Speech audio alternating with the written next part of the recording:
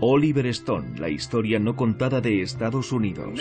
Una nación que continúa año tras año, gastando más dinero en defensa militar que en programas de mejoras sociales, avanza hacia la muerte espiritual.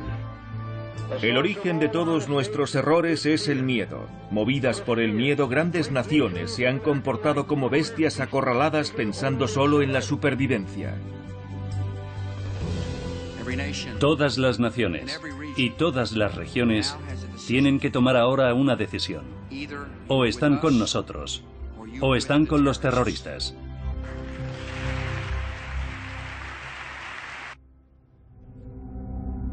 Para la mayoría de los estadounidenses, el 11 de septiembre fue una terrible tragedia.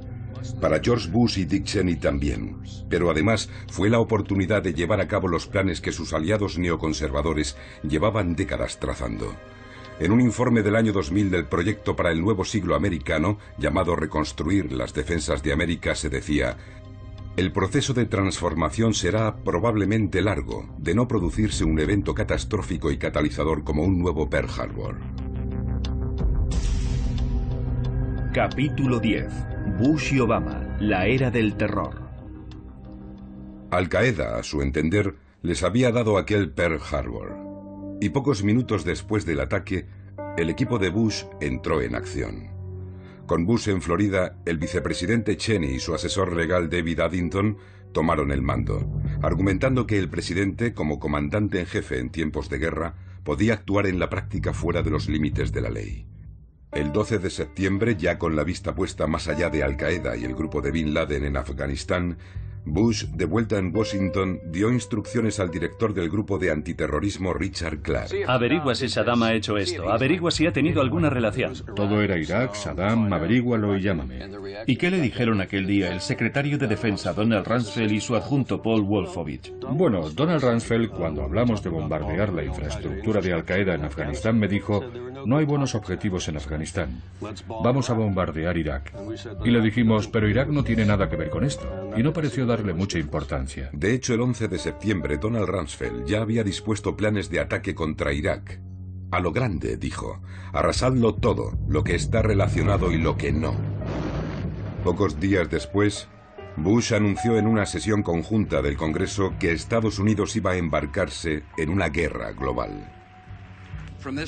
A partir del día de hoy, toda nación que continúe protegiendo y apoyando el terrorismo será considerada por Estados Unidos como un régimen hostil.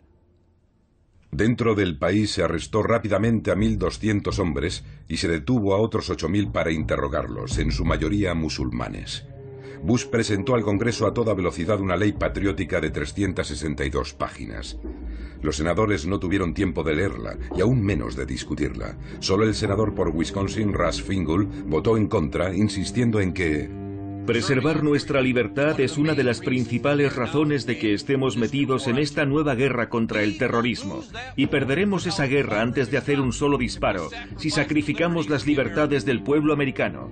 Bush envolvió las deliberaciones de la Casa Blanca en un secretismo sin precedentes, y en el año 2002 dio poderes a la Agencia Nacional de Seguridad para intervenir sin orden judicial líneas de teléfono y correos electrónicos de ciudadanos estadounidenses a gran escala, violando las normas legales establecidas en 1978 como respuesta a los abusos cometidos por los servicios de inteligencia en las décadas anteriores.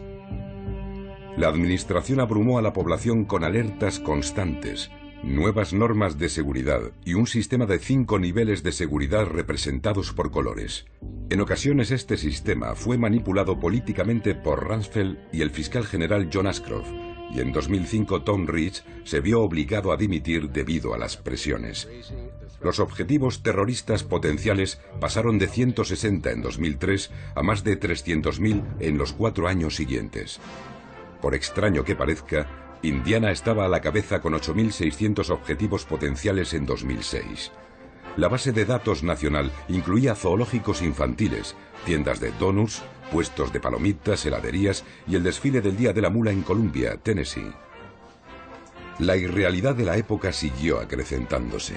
Al principio de la Segunda Guerra Mundial, Franklin Roosevelt había advertido que la guerra cuesta dinero, y eso significa impuestos y más impuestos. Significa suprimir los lujos y lo que no sea esencial. Pero Bush redujo los impuestos de los poderosos y dijo a los estadounidenses: vuelen y disfruten de los grandes destinos turísticos de Estados Unidos. Llévense a sus familias y disfruten de la vida. Irónicamente, fue el gran adalid de la Guerra Fría, Savignac Brzezinski, quien en 2007 criticaba a Bush. 5 años de casi continuo lavado de cerebro de la nación. ¿Dónde está el líder de Estados Unidos dispuesto a decir: ya basta de histeria, basta de paranoia? Incluso ante futuros ataques terroristas cuya probabilidad es innegable, mostremos algo de sentido común. Seamos fieles a nuestras tradiciones. El terrorismo, insistió una y otra vez, era una táctica, no una ideología, y declarar la guerra una táctica carecía del menor sentido. Tenemos que detener el terror. Llamo a todas las naciones a que hagan todo cuanto puedan por detener a estos asesinos terroristas. Gracias. Y ahora verán qué trae. Pero el verdadero peso de la cruzada global de Bush se sentiría en el extranjero. Menos de un mes después de los ataques terroristas, Estados Unidos invadía Afganistán, aparentemente para destruir a algunos de los islamistas fanáticos que nosotros mismos habíamos ayudado a armar y entrenar para derrotar a los soviéticos 2 décadas atrás. Los críticos de la guerra señalaron después que no había afganos entre los 19 secuestradores del 11 de septiembre, 15 de los cuales eran saudíes, y que los errores de Estados Unidos habían permitido a Osama Bin Laden y otros líderes de Al-Qaeda escapar a Pakistán a principios de diciembre. La CIA sí capturó a miles de sospechosos en Afganistán y otros países. Aunque Estados Unidos siempre había considerado su trato humanitario a los prisioneros de guerra como una prueba de superioridad moral, la administración Bush tachó a los detenidos de combatientes enemigos fuera de la ley. Eliminó las vistas sobre el terreno requeridas y les negó el derecho a las normas de trato a prisioneros establecidas por la Convención de Ginebra en 1949.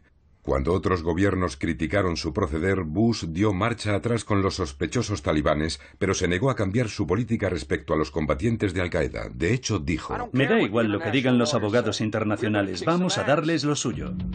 Estados Unidos transportó en aviones a un número indeterminado de detenidos a agujeros negros en países como Tailandia, Polonia, Rumanía o Marruecos, donde se practicaban la tortura y otras técnicas duras de interrogatorio.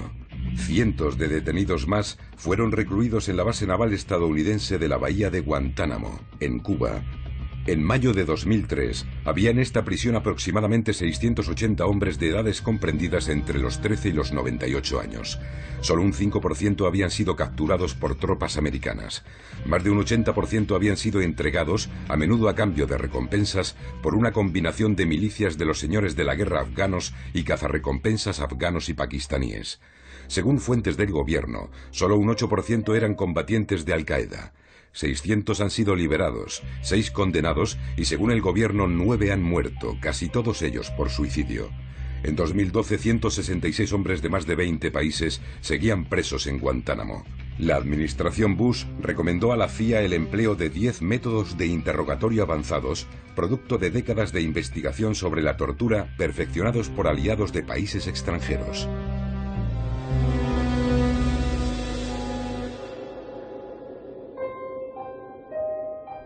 En febrero de 2004, el general de brigada Antonio Taguba informó de que su investigación había revelado numerosos casos de abusos criminales sádicos, patentes y gratuitos en la prisión de Abu Ghraib, en Irak. Ya no hay duda sobre si la administración actual ha cometido crímenes de guerra. Arthur Schlesinger, hijo, antiguo asistente de Kennedy, dijo que esta política de torturas era el desafío más dramáticamente prolongado y radical al Estado de Derecho en la historia de Estados Unidos. Ninguna de nuestras líneas de actuación ha hecho tanto daño a la reputación de Estados Unidos en el mundo. Jamás. Aunque el problema de la seguridad en Afganistán siguió empeorando a lo largo de los 7 años siguientes y la presencia estadounidense pasó de 2.500 a 30.000 soldados, para Bush, Afganistán era una distracción. Él estaba totalmente concentrado en derribar al viejo adversario de su padre, Saddam Hussein.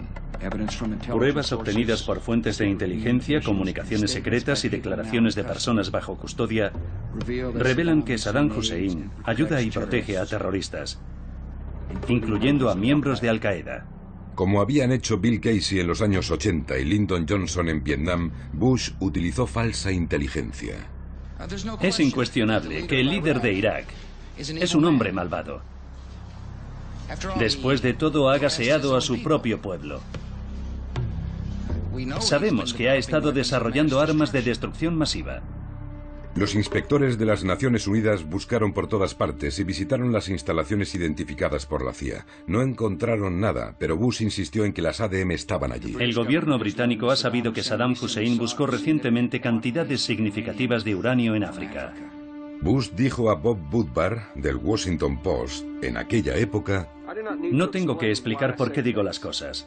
No me parece que le deba a nadie ninguna explicación. Estos eran tiempos extraordinarios. Las palabras adquirían nuevos significados, cumpliendo las profecías de Orwell sobre el doble lenguaje en su novela 1984. Primero roban las palabras y después les roban el significado. Expresiones como eje del mal, guerra contra el terror, cambio de régimen, simulación de ahogamiento, guerra preventiva. Ahora los civiles muertos se llamaban daños colaterales. Los secuestros de la CIA eran ahora rendiciones extraordinarias, y el más patriótico de los conceptos, el de la tierra natal, creció hasta convertirse en una nueva y colosal agencia federal tan laberíntica como el Pentágono. En el siglo XVIII, el filósofo francés Voltaire observó: aquellos que pueden hacerte creer absurdos pueden hacerte cometer atrocidades. El descenso a la irrealidad era vertiginoso. Black Hawk derribado. Otra popular película nominada al Oscar, estrenada a finales de 2001, glorificaba el heroísmo y la tecnología americana en la Somalia de los años 90.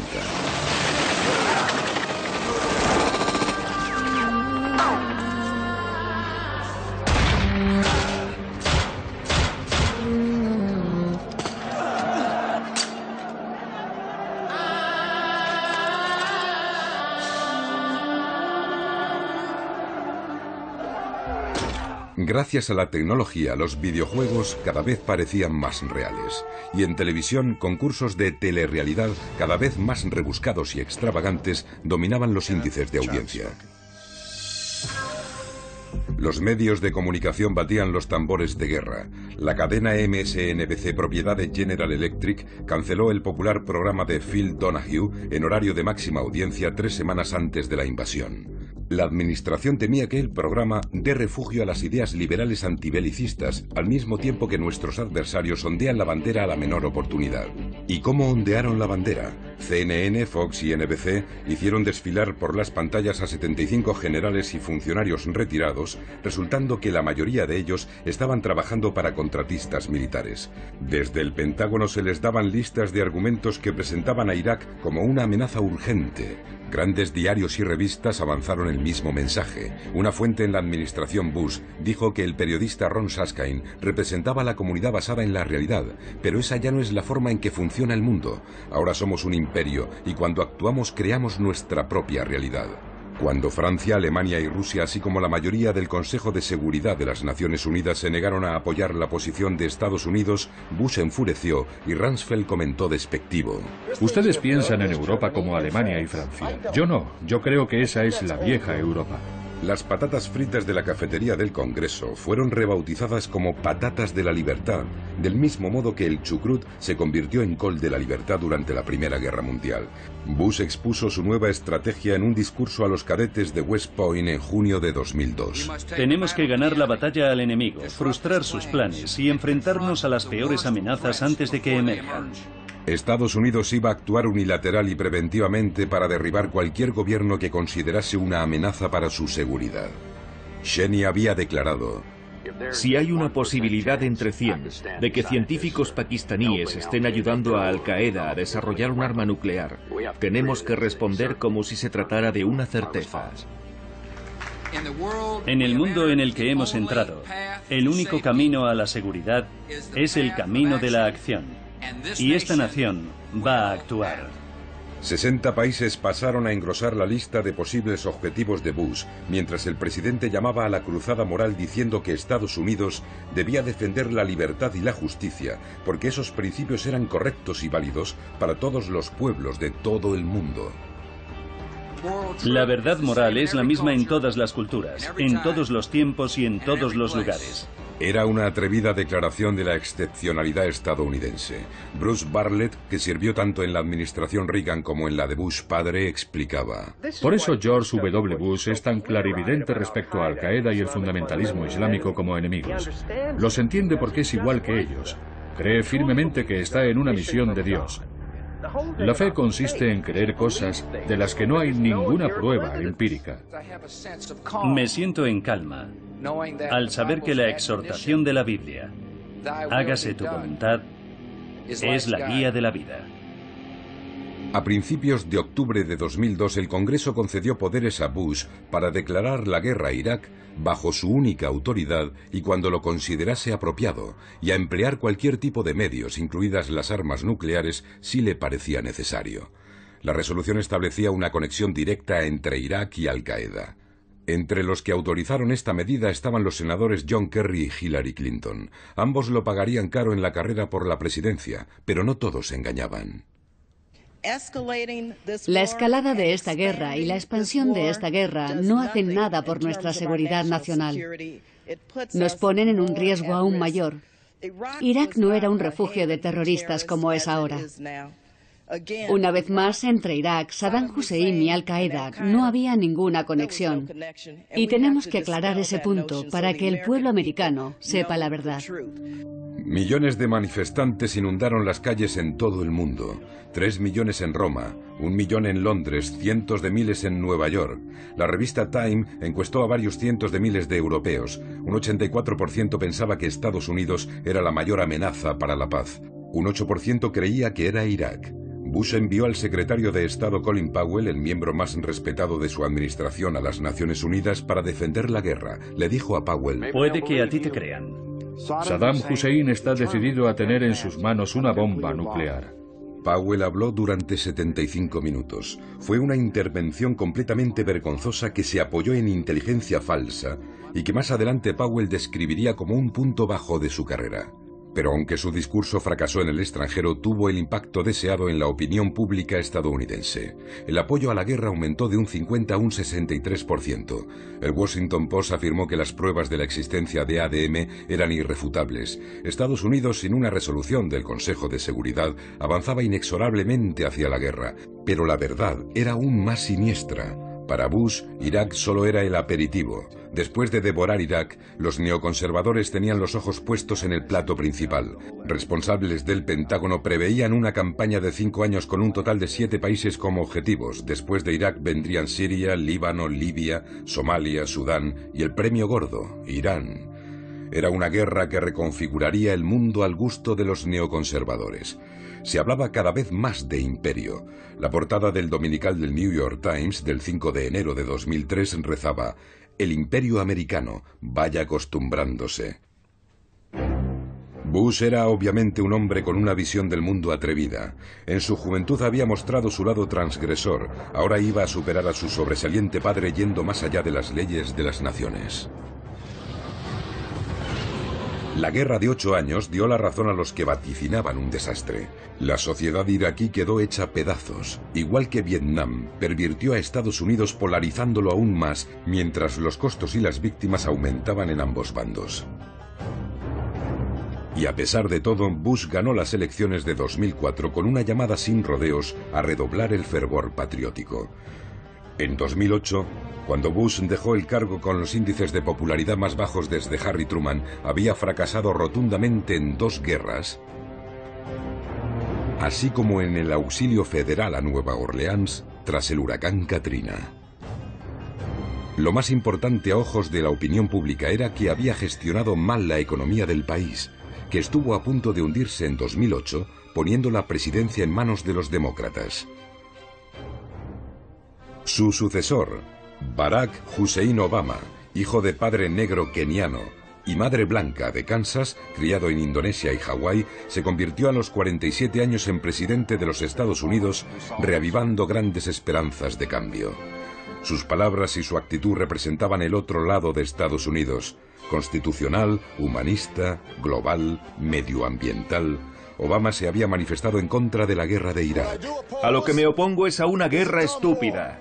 Financiado por una multitud de pequeños contribuyentes a través de Internet, venció por sorpresa a la sólidamente financiada favorita del partido, Hillary Clinton, en las primarias. Ahora se enfrentaba a un exmilitar, el conservador John McCain, en las elecciones presidenciales. El viento soplaba a favor de Obama. Quizá desde los tiempos de Roosevelt a principios de los años 30 no se había visto una ira popular tan intensa contra Wall Street y las guerras innecesarias del imperio. Pero entonces ocurrió algo inesperado. Obama incumplió una promesa hecha anteriormente y se convirtió en el primer candidato a unas elecciones presidenciales que rechazó la financiación pública a favor de la financiación privada sin límites. McCain, que optó por la alternativa pública, se vio sobrepasado en gasto en un 100%. En este periodo Obama se volvió discretamente hacia grandes financiadores de Wall Street con profundos bolsillos como JP Morgan, Goldman Sachs y Citigroup, así como a General Electric y otros contratistas de defensa, gigantes informáticos y grandes compañías farmacéuticas que después de años apoyando a los republicanos dieron a Obama 3 veces más que a McCain. Pocos partidarios de Obama protestaron en aquel momento. Su victoria en las elecciones fue aplaudida en todo el mundo. Habían surgido unos nuevos Estados Unidos. Aunque los conservadores tacharon absurdamente a Obama de socialista, al final el gran ganador de las elecciones resultó ser Wall Street. Obama recuperó al mismo equipo económico que durante el mandato de Clinton tanto había hecho por la desregulación de la economía. El New York Times se refirió a ellos como una constelación de rubinitas, acólitos del secretario del Tesoro más poderoso de las últimas décadas, Robert Rubin. Después de estar a punto de hundir la economía mundial con espectaculares innovaciones en apalancamientos y especulación, varios gigantes bancarios, compañías de seguros y prestamistas hipotecarios, tras profetizar el colapso de la economía global si ellos quebraban, en otras palabras, eran demasiado grandes para caer, aceptaron encantados un rescate de 700.000 millones de dólares en condiciones muy ventajosas. Además, el Consejo de la Reserva Federal rebajó a los bancos el tipo de interés a un 0%. Llegó a ser casi antipatriótico en aquel momento cuestionar lo acertado de esos rescates financieros, pero había quienes se preguntaban si no se podía simplemente dejar quebrar las entidades financieras más enfermas. ¿No se podía hacer que estos gigantes se enfrentasen al valor de mercado real de sus activos tóxicos? La opinión pública clamaba venganza. Era uno de esos momentos en la trastienda de la depresión como los que había ilustrado Frank Capra. You sit there back of your big cigars and think of deliberately killing an idea that's made millions of people a little bit happier. An idea that's brought thousands of them here from all over the country, by bus and by freight and jalopies and on foot, so they could pass on to each other their own simple little experiences. Why, look, I'm just a mug and I know it, but I'm beginning to understand a lot of things. Why, your type's as old as history. If you can't lay your dirty fingers on a decent idea and twist it and squeeze it and stuff it into your own pocket, you slap it down. Like dogs, if you can't eat something, you bury it. El expresidente de la Reserva Federal, Paul Volcker, urgió a Obama a actuar. Ahora mismo, mientras tiene la oportunidad y ellos el pecho descubierto, tiene que clavar una lanza en el corazón de todos esos tipos de Wall Street, que desde hace años no son más que comerciantes de deuda. Pero eso no ocurrió. El rescate fue aprobado a la fuerza por un Congreso presa del pánico y los medios lo aplaudieron. El Tesoro no hizo ninguna exigencia inmediata a los banqueros de que dedicaran ese dinero a nuevos créditos para empresas o ciudadanos, ni siquiera de que recortasen sus compensaciones personales, y tampoco exigió que los accionistas o titulares de bonos asumieran parte de sus pérdidas. Los contribuyentes pagarían el rescate ellos solos. Con el tiempo, los grandes perjudicados serían trabajadores, pensionistas, ancianos con ahorros, propietarios de viviendas, estudiantes con créditos y todos aquellos, sobre todo afroamericanos, que perdieron su trabajo por un creciente problema estructural de desempleo. Para muchos simplemente desapareció una breve oportunidad de cumplir el proverbial sueño americano, ser parte de la clase media. El mito de la movilidad social se derrumbó. Los banqueros o banksteres, como se los bautizó durante la Gran Depresión de los años 30, Habían hablado de reducciones voluntarias, pero recibieron unas compensaciones personales récord durante los 2 años siguientes. Mientras en 2010 los directores ejecutivos ganaban en Gran Bretaña y Canadá 20 veces más que el empleado medio y en Japón 11 veces más, en Estados Unidos ganaban 343 veces más que el empleado medio. El número de milmillonarios pasó de 13 en 1985 a 450 en 2008, mientras el salario mínimo se mantuvo en $5,15 la hora desde 1997 a 2007. El índice de pobreza era el más elevado desde los años 60. El patrimonio neto de la familia estadounidense media cayó casi un 40%, de $126.000 en 2007 a $77.000 en 2010. En 2011 el 1% más rico tenía más dinero que el 90% más pobre. La rabia popular se catalizó en el movimiento Occupy Wall Street, un tipo de protesta que no se había visto desde los años 30. El derechista Tea Party expresó un tipo de ira diferente, alimentada por grupos de presión política como Americanos por la Prosperidad, financiado en gran medida por los hermanos milmillonarios conservadores Charles y David Koch. El aturdido pueblo estadounidense, sin saber a quién culpar por la persistente penuria económica, concedió una victoria arrolladora a los republicanos en las elecciones legislativas de 2010. Pero en Washington, cada vez más paralizado, reinaba la confusión. Obama, que había llegado a la presidencia en medio de la euforia, ahora caminaba por la cuerda floja, evitando errores fatales, pero incapaz de traer esperanza o cambio. Durante la campaña de 2008, el profesor de Derecho Constitucional había prometido que la transparencia y el Estado de Derecho serían las piedras de toque de su presidencia. Sin embargo, ya como presidente, no renunció a los poderes extraordinarios usurpados por la administración Bush, mientras una población pasiva seguía consintiendo que la desnudaran en los controles de los aeropuertos, que intervinieran sus comunicaciones y que la hicieran pagar nuevos y desmesurados programas de seguridad. Políticamente no tenía sentido para Obama suavizar este estado de seguridad reforzada, ya que un solo incidente terrorista provocaría sin duda una histeria mediática redoblada y una tormenta de recriminaciones republicanas que podía costarle la presidencia. Y en medio de todo lo que le está viniendo, ¿no piensa que quizá un mandato es suficiente? Lo único que tengo claro es que prefiero ser un muy buen presidente de un solo mandato que un presidente mediocre de 2.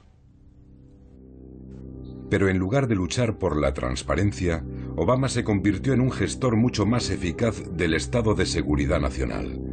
Como Bush, invocó repetidas veces el secreto de Estado en procesos legales relacionados con torturas, rendiciones extraordinarias y vigilancias ilegales de la Agencia de Seguridad Nacional. Bloqueó el habeas corpus para los combatientes enemigos, mantuvo las comisiones militares y autorizó, sin seguir el proceso requerido, el asesinato en Yemen de un ciudadano estadounidense acusado de tener conexiones con Al-Qaeda. Obama desconcertó a los grupos de derechos civiles cuando impulsó las investigaciones de la era Bush al siguiente nivel y empezó a perseguir a denunciantes de irregularidades del gobierno y periodistas amparándose en la ley de espionaje de la Primera Guerra Mundial. Solo se había aplicado en 3 casos en 92 años. Obama inició 6 casos de dudosa justificación en los que la mayoría de los acusados alegaron que habían expuesto actividades ilegales en el gobierno.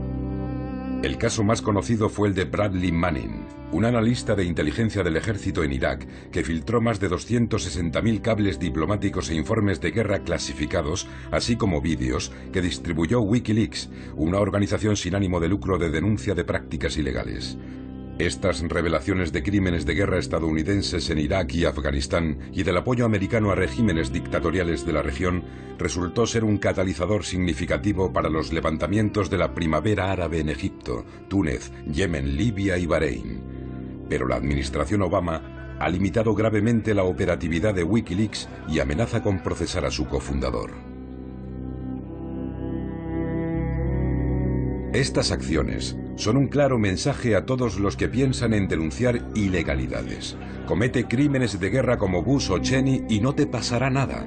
Expónlos y puedes perder tu carrera, hacer frente a elevadas multas o, como Manning, pudrirte en la cárcel. Uno de los principales defensores de las nuevas normas de conducta, Jack Goldsmith, exdirector de la Oficina de Asuntos Legales de Bush, tranquilizó a Cheney y otros conservadores inquietos en un artículo en el que decía que Obama era... Como Nixon cuando fue a China, los cambios que ha hecho están destinados a fortalecer el programa de Bush a largo plazo. Era un nuevo mundo en la sombra. En 2010 el Washington Post lo llamó una geografía alternativa de Estados Unidos, una América de alto secreto oculta a los ojos del público. Casi 1,5 millones de personas tenían permisos de alta seguridad. Existían más de 3.000 organizaciones de seguridad gubernamentales y privadas. La Agencia de Seguridad Nacional interceptaba y almacenaba cada día 1.700 millones de correos electrónicos y comunicaciones. El comentarista político y abogado constitucionalista Glenn Greenwald describió mejor que nadie este cambio verdaderamente radical de nuestro mundo cuando escribió: el núcleo de las garantías de la justicia occidental desde la Carta Magna estaba codificado en Estados Unidos en la Quinta Enmienda a la Constitución. No se privará a persona alguna de la vida, la libertad o la propiedad sin el debido proceso legal. Bien podría haber añadido la Cuarta Enmienda a la Constitución, el derecho a la intimidad y a la protección contra pesquisas o aprehensiones arbitrarias. Sin el debido proceso legal, ni el derecho a la privacidad, en esencia todos estamos viviendo a merced del estado de la vigilancia, y todo ello en el nombre de la defensa ante una amenaza terrorista desproporcionadamente exagerada. La política exterior de Obama parecía más razonable que la de Bush. Repudiaba el unilateralismo y la política de ataque preventivo que tanto había indignado a la opinión pública internacional. Pero el objetivo, conseguir el dominio global de Estados Unidos, difería muy poco, e incluso los medios eran decepcionantemente similares. En 2011, el antiguo director de la Agencia Nacional de Seguridad y la CIA de Bush, el general Michael Hayden, se complacía en la poderosa continuidad entre dos presidentes enormemente diferentes, diciendo que los estadounidenses han encontrado una cómoda línea de centro por la que aceptan lo que está haciendo su gobierno. Él lo llamaba un consenso práctico. Dada su falta de experiencia en política internacional, Obama se rodeó de asesores duros. Entre ellos, un remanente de la era Bush, el secretario de Defensa Robert Gates, un radical de la CIA de Bill Casey de los años 80. Hillary Clinton, como secretaria de Estado, era igualmente dura. En uno de sus primeros discursos, presentó una versión de la historia de Estados Unidos saturada de franco-triunfalismo y amnesia histórica. Así que lo diré claramente. Estados Unidos puede ser, debe ser y será el líder en este nuevo siglo.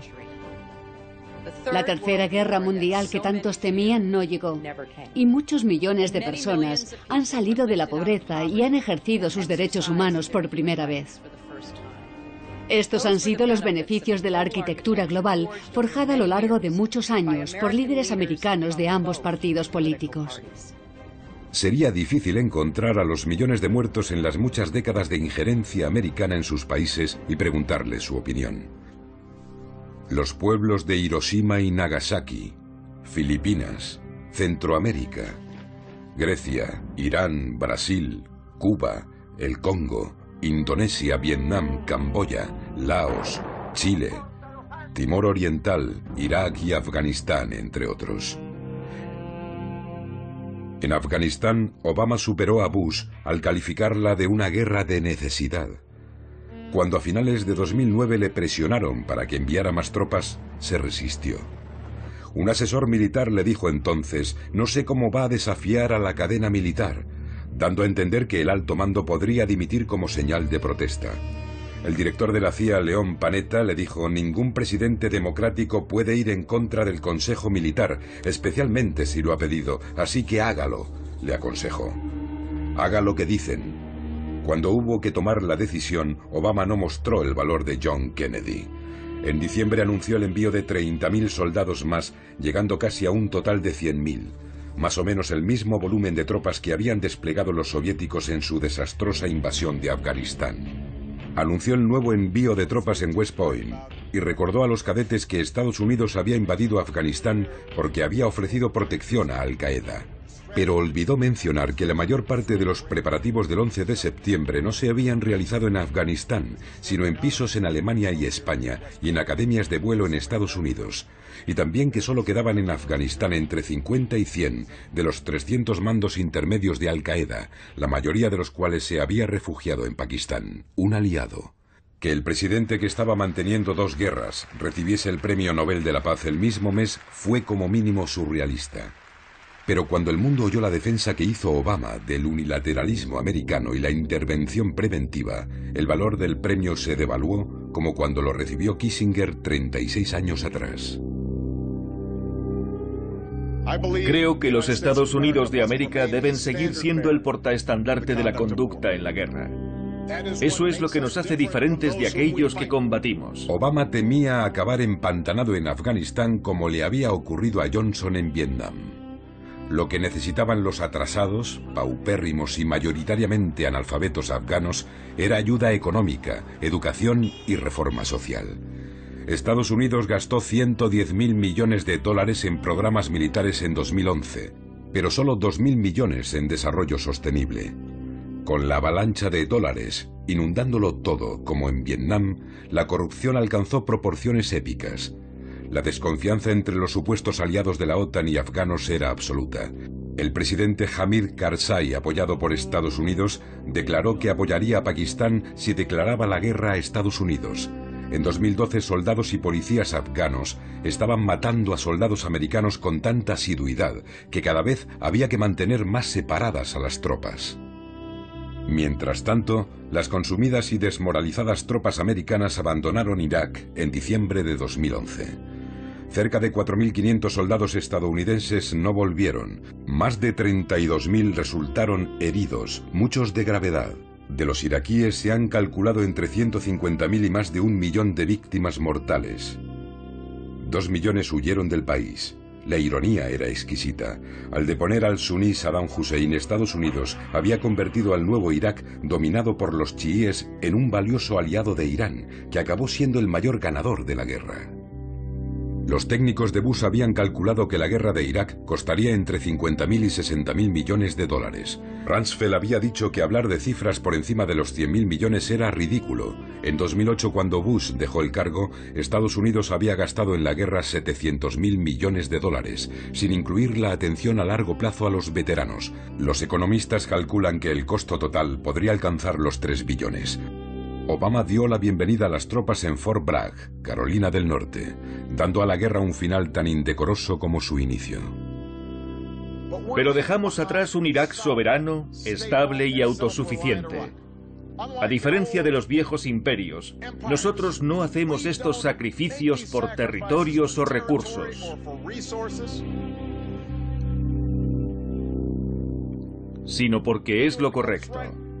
No olvidéis nunca que formáis parte de un linaje ininterrumpido de héroes que se extiende a lo largo de 2 siglos, que se enfrentaron y vencieron al fascismo y al comunismo, y que han hecho justicia con los que nos atacaron el 11 de septiembre. Así sancionaba una vez más la mentira de Bush sobre la conexión entre Irak y el 11 de septiembre. Apenas acababan de salir de su boca aquellas palabras cuando Irak se vio sacudido por una nueva cadena de brutales atentados suicidas. A día de hoy, Irak sigue debatiéndose al borde de la guerra civil. Entre los críticos más feroces de las 2 guerras estaban los alcaldes estadounidenses que se reunieron en Baltimore en junio de 2011 y pidieron que se dedicaran 126.000 millones de dólares de lo que se ahorraría con el fin de estas guerras a la reconstrucción de las ciudades del país. El alcalde de Los Ángeles declaró: que vayamos a construir puentes en Bagdad y en Kandahar y no en Baltimore o en Kansas City me deja absolutamente atónito. El pueblo estadounidense, embotado por estas guerras, tuvo un solo momento de júbilo en todo aquel extraño miasma en mayo de 2011. En una audaz operación nocturna fuera de nuestras fronteras, fuerzas especiales de la Marina mataron a Osama Bin Laden, que vivía cómodamente a la sombra de la principal academia militar de Pakistán.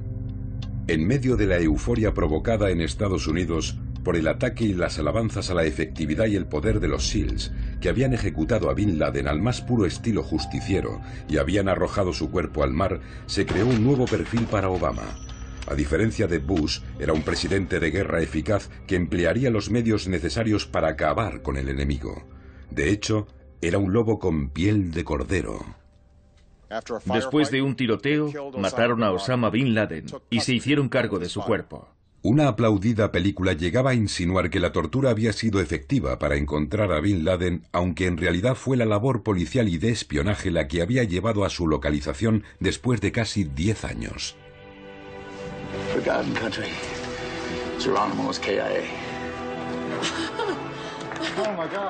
A pesar de todo, la capacidad de Estados Unidos para la autocomplacencia había vuelto a florecer. Y nadie se molestó en discutir por qué no se había traído a Bin Laden herido para encarcelarlo y procesarlo, como Estados Unidos había hecho en Nuremberg, donde los responsables nazis fueron desenmascarados y desmitificados.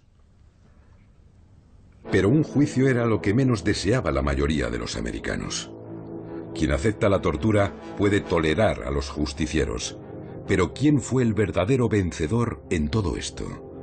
Tras un gasto estimado de billones de dólares en 2 guerras, cientos de miles de muertos en todo el mundo y una interminable guerra contra el terror, la pérdida de libertades civiles y de la confianza en la presidencia y el casi colapso de la estructura económica del imperio, un observador neutral diría, en el mejor de los casos, que Estados Unidos había obtenido una victoria pírrica en la que las pérdidas habían quitado todo valor a lo ganado.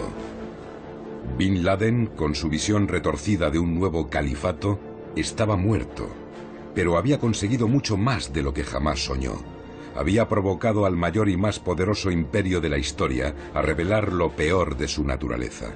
Y como el mago de Oz, ahora no parecía tan todopoderoso. Who are you? Oh, I am the great and powerful Wizard of Oz. El martirio de Bin Laden a ojos de sus seguidores le hacía merecedor de un lugar en los libros de historia como un catalizador que debilitó y quizá ayudó a destruir el viejo orden mundial. Algunos lo llamarán el Aníbal o el Atila del Imperio Romano, el Robespierre del viejo orden francés, Lenin para la Rusia zarista, incluso un moderno Hitler para el Imperio Británico que se hundió tras su muerte. Bin Laden ya no existía, pero ¿qué iba a hacer ahora Estados Unidos? Aún atormentado por sus demonios, volvió la vista hacia China como una nueva amenaza y siguió tratando a Rusia como si siguiera siéndolo, además de mantener a Irán, Corea del Norte y Venezuela como amenazas regionales. En busca de una forma más eficiente e higiénica de hacer la guerra, en 2012 Obama anunció un recorte de un 14% en la fuerza numérica de infantería que se compensaría con un creciente énfasis en el espacio exterior y el ciberespacio. Utilizado por primera vez como aviones espía en Vietnam, el dron, ahora equipado con misiles, se estaba convirtiendo en el nuevo rostro de la guerra y en el arma preferida de Obama, que empezó a seleccionar personalmente a los que entraban en la lista de ejecuciones. Hasta el 11 de septiembre Estados Unidos se había opuesto a las muertes selectivas extrajudiciales por parte de otras naciones y había condenado, por ejemplo, los ataques de Israel contra palestinos. Pero en 2012 la Fuerza Aérea y la CIA estaban desplegando una flota de 7.000 drones que operaban sobre todo en Afganistán, Irak y Pakistán. En 2009 Obama extendió su uso a Yemen, donde había menos de 300 militantes islamistas. A mediados de 2012 se habían convertido en más de 1.000, mientras los constantes ataques de drones estadounidenses enfurecían cada vez más a los yemeníes. En 2012 Obama añadió a la lista de los drones a los partidarios de Gaddafi en Libia y a los rebeldes islámicos de Filipinas y Somalia. Las repercusiones de esta nueva forma de guerra aún están por ver. El número de víctimas civiles de estos ataques son ferozmente discutidos entre el gobierno y varias organizaciones de defensa de los derechos humanos. Cuando el juez preguntó al terrorista de Times Square nacido en Pakistán si no le importaba que pudieran morir mujeres y niños inocentes, respondió que los drones de Estados Unidos estaban matando asiduamente a mujeres y niños en Afganistán y Pakistán. Se había descubierto el pastel y en 2012 más de 50 países, unos amigos, otros hostiles a Estados Unidos, habían comprado drones. Israel, Rusia, India e Irán declaraban haber fabricado ya aparatos con capacidad de ataque. Pero el programa más dinámico era el de China. como con la bomba nuclear, había comenzado una nueva carrera armamentista. Bush había continuado con el establecimiento de bases de la OTAN cada vez más cerca de Rusia, rompiendo así la promesa hecha por su padre a Gorbachov. Obama expandió la OTAN a Albania y Croacia. Y a pesar de haber abandonado 500 bases en Irak, la administración Obama, además de unas 6.000 bases en Estados Unidos, mantiene cerca de 1.000 más repartidas por todo el planeta. A finales de 2007, Estados Unidos tenía presencia militar, según el profesor de Stanford, Chalmers Johnson, en 151 de los 192 países miembros de las Naciones Unidas.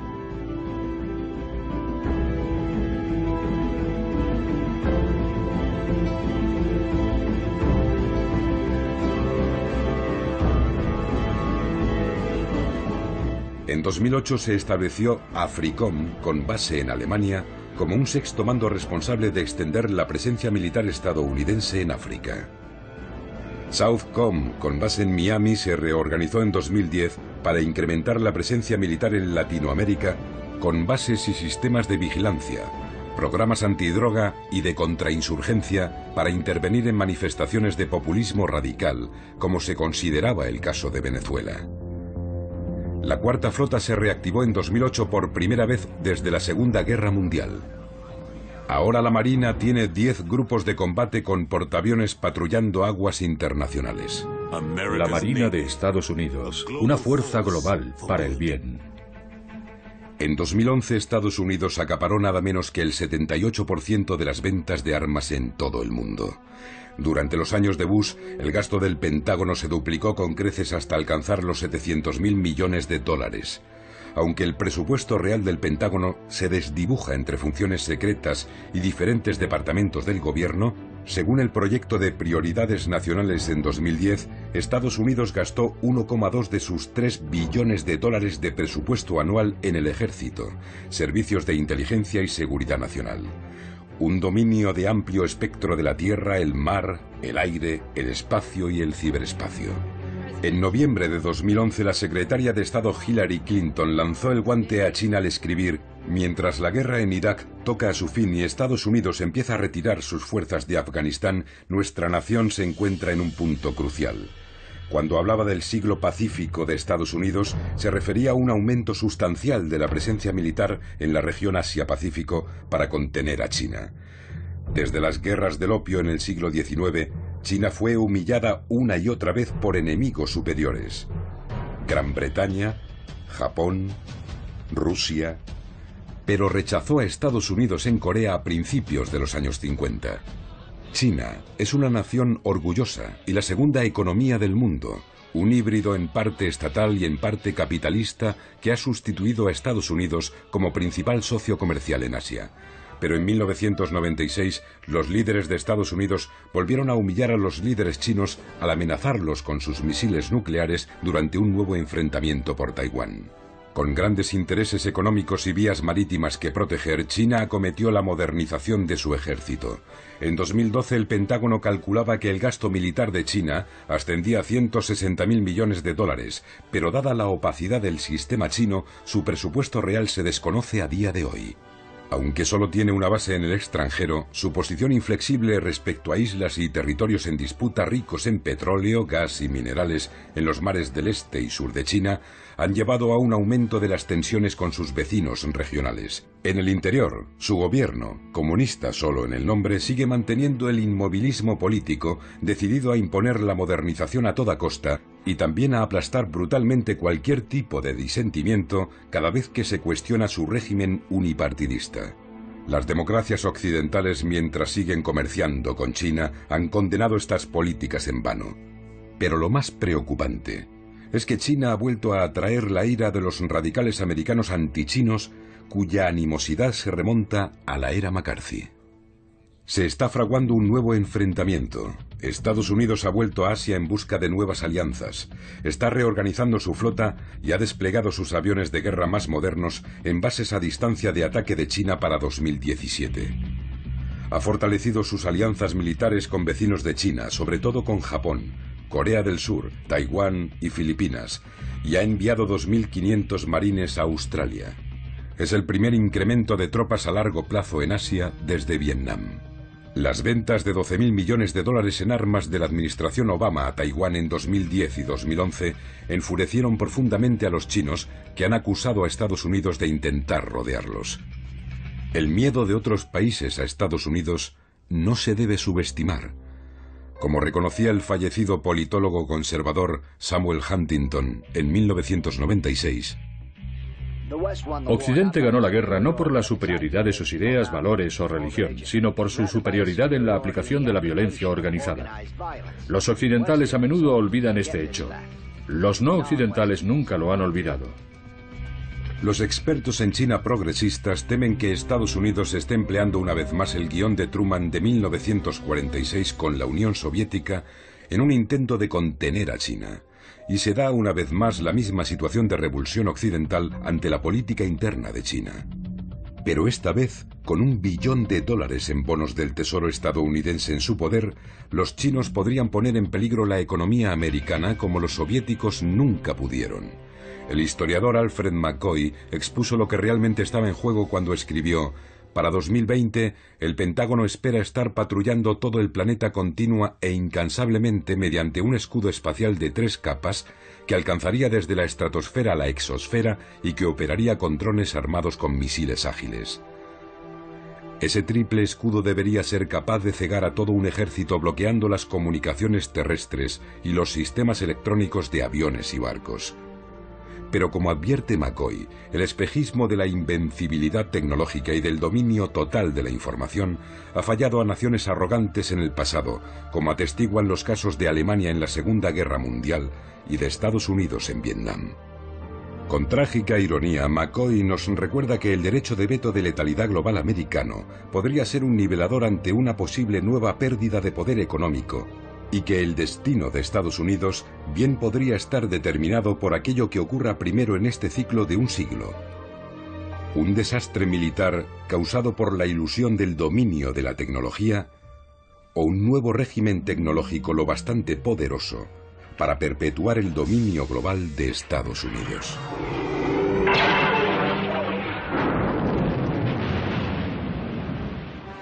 Pero como muestra la popular serie de películas de la Guerra de las Galaxias, una nación que domine el mundo con su tecnología no tardará en convertirse en una tiranía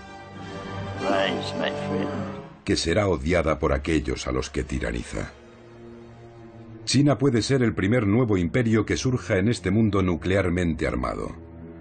Pero un imperio a la imagen de las versiones estadounidense o británica sería un desastre. El gran egocentrismo de los Han no sería mejor que el excepcionalismo americano.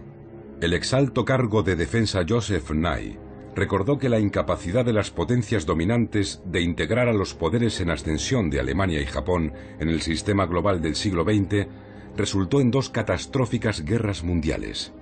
Henry Wallace se preguntaba: si Estados Unidos trataba a los soviéticos tan mal cuando era superior económica y militarmente, ¿cómo tratarían los soviéticos a Estados Unidos si alguna vez la situación se invertía? Eso no ocurrió, pero estaba convencido de que en esta carrera hacia el abismo no habría ganador.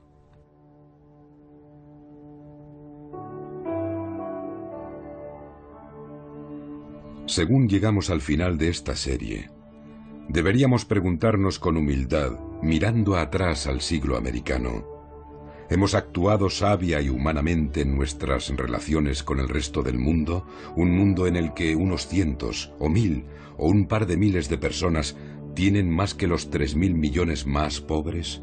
¿Hemos hecho bien al erigirnos en la policía del planeta? ¿Hemos sido una fuerza a favor del bien, de la comprensión, de la paz? Tenemos que mirarnos al espejo. Quizá en nuestra autocomplacencia nos hemos convertido en los guardianes de nuestra propia desesperación.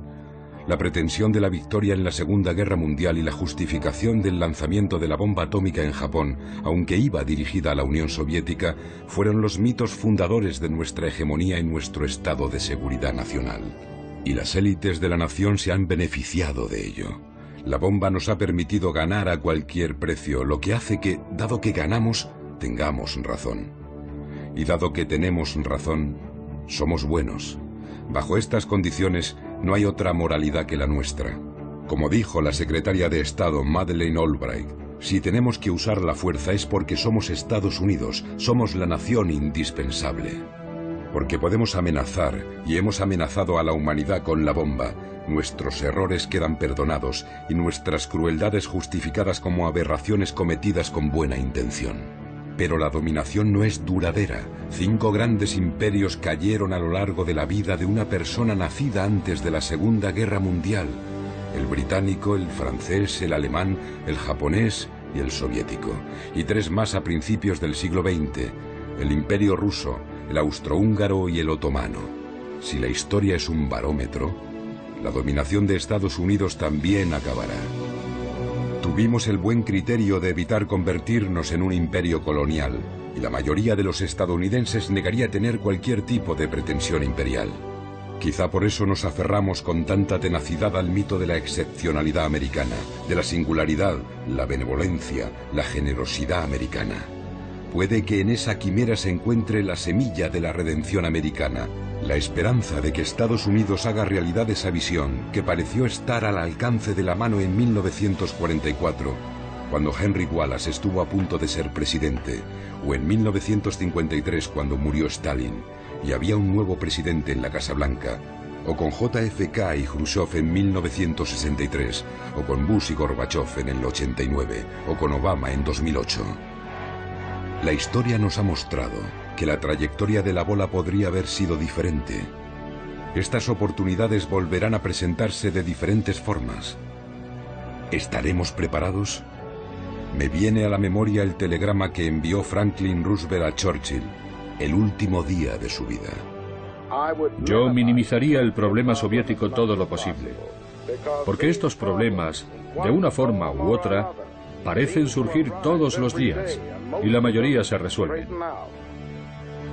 Llevando calma a las situaciones de tensión, dejando que ocurran las cosas sin reaccionar exageradamente, intentando ver el mundo a través de los ojos de nuestros adversarios. Este camino pasa por comprender las necesidades de otros países con verdadera empatía y compasión, por confiar en la voluntad colectiva de este planeta de sobrevivir al próximo periodo y acabar con las amenazas de aniquilación nuclear y calentamiento global. No podemos renunciar a nuestra excepcionalidad y nuestra arrogancia. No podemos dejar de hablar ya de nuestro poder. ¿Podemos dejar de pedir a Dios que bendiga a América por encima de las demás naciones? Los intransigentes y los nacionalistas se opondrán, pero el suyo ha demostrado no ser el camino. Una joven me dijo en los años 70, tenemos que feminizar el planeta. Entonces me pareció extraño, pero ahora comprendo que hay poder en el amor, verdadero poder en el verdadero amor. Busquemos la forma de volver a respetar la ley, no la de la selva, sino la ley de la civilización, por la que al principio nos unimos y dejamos a un lado nuestras diferencias para proteger las cosas que importan. Heródoto escribió en el siglo V a.C., la primera historia se escribió con la esperanza de evitar que se pierda el recuerdo de lo que los hombres han sido. Y por esa razón la historia de la humanidad no es solo una historia de sangre y muerte, sino también de honor, triunfo, bondad, recuerdo y civilización. Hay un camino para avanzar, recordar el pasado. Y desde ahí podremos emprender paso a paso, como un bebé, el camino hacia las estrellas. Porque en última instancia, nuestro vínculo común más básico es que todos habitamos este pequeño planeta. Todos respiramos el mismo aire. Todos pensamos en el futuro de nuestros hijos.